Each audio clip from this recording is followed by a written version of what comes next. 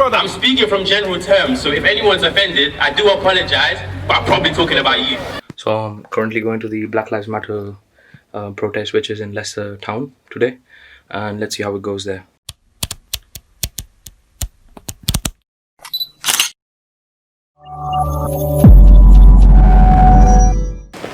So that's what the town currently looks like.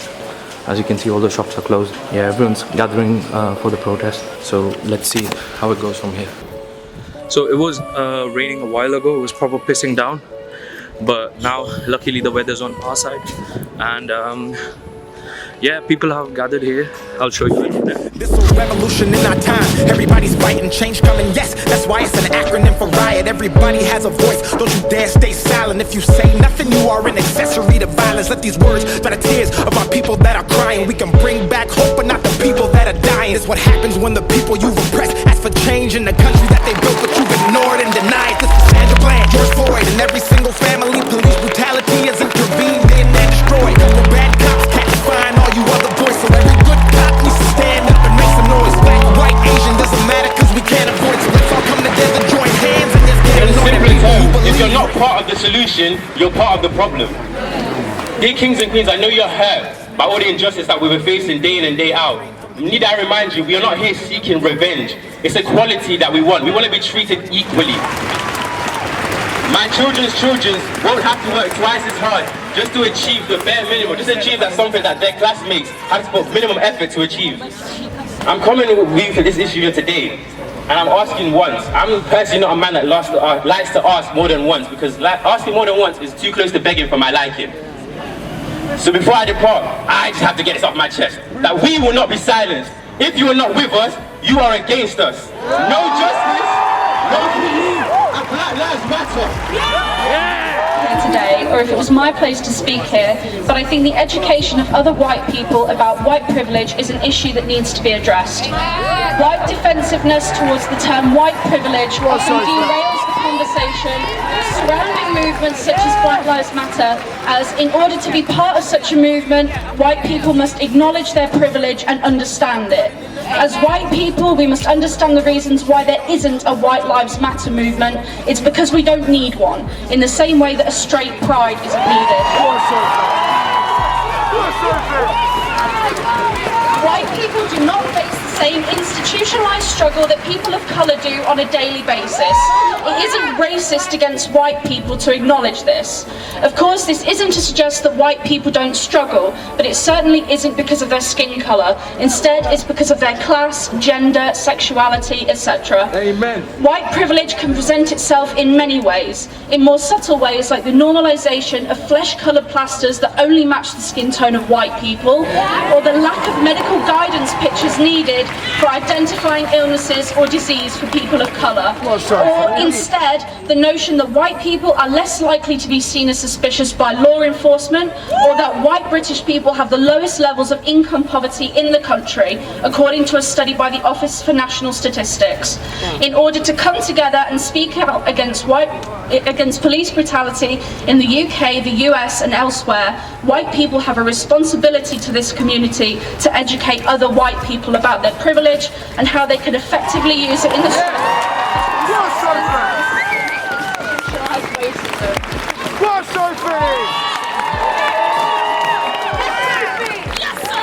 Thank you so much. My name's Alvin. I'm just going to give you a little reason, if you like, for why I'm here. The reason I've come here today is to stand up for equality, and just so that I can promote to my friends, my family, and anybody who knows me, right, about what it is that we should be standing for.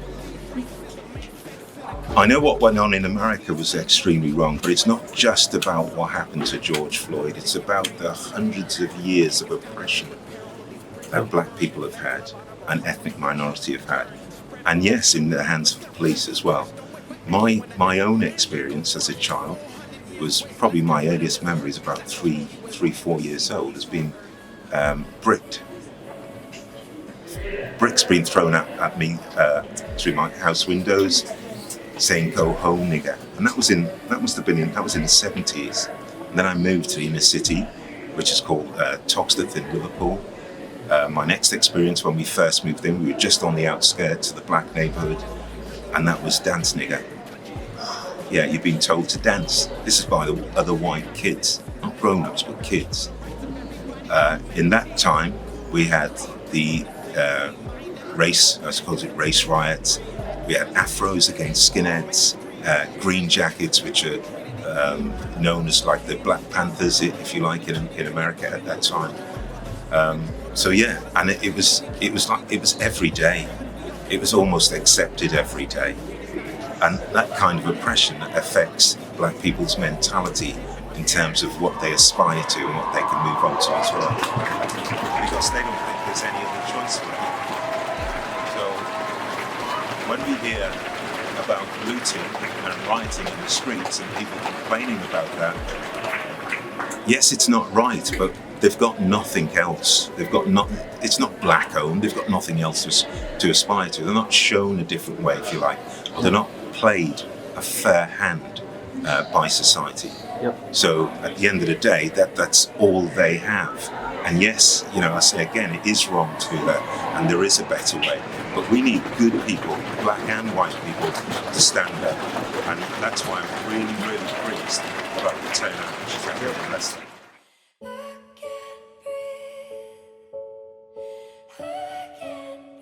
I'm so glad that I came to the protest today here in Leicester. Obviously, I did not expect like that many people would actually turn up here, but it's so emotional. It's everyone who supports this campaign, supports being an anti-racist.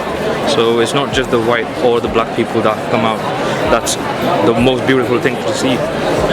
Leicester being such a small city compared to London or Manchester, I did not honestly expect this that much of a turnout here in Leicester, but yeah, obviously it does affect a lot of people all over the world. As you can see, some of the signs saying UK is not innocent, and yeah, that's the case here in UK as well.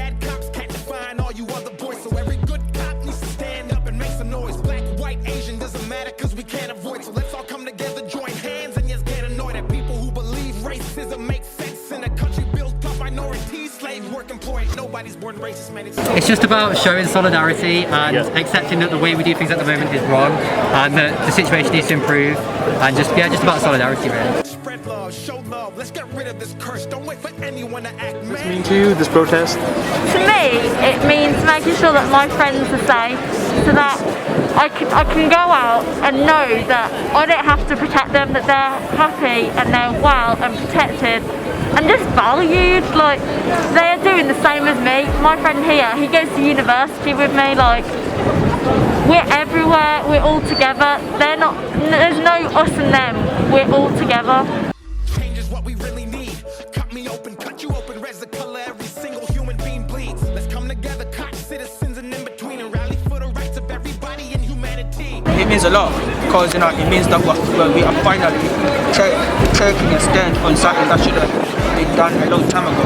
Because this should not be happening at all. I mean, and to see as many people from different cultures just come here and stand with us, it's truly amazing. Yeah. So let's have hopefully this changes the world. It just changes everything. I hope.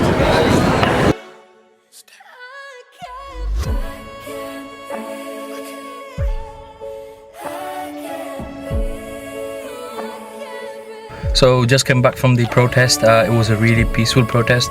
Honestly, it opened my eyes as to what people faced over here. I will never understand those problems, but all I can do is just support them. Black, brown, white, everyone came out and supported this beautiful movement, this beautiful revolution.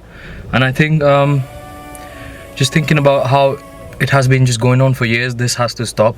I did make a video on why us Indians think, or on why how it affects us as Indians, and it definitely affects every single race or every single life.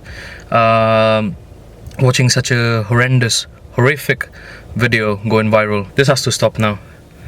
A lot of people I did interview, a lot of people, as you saw, some of the messages made me so emotional while I was recording it, but yeah, we had to do this.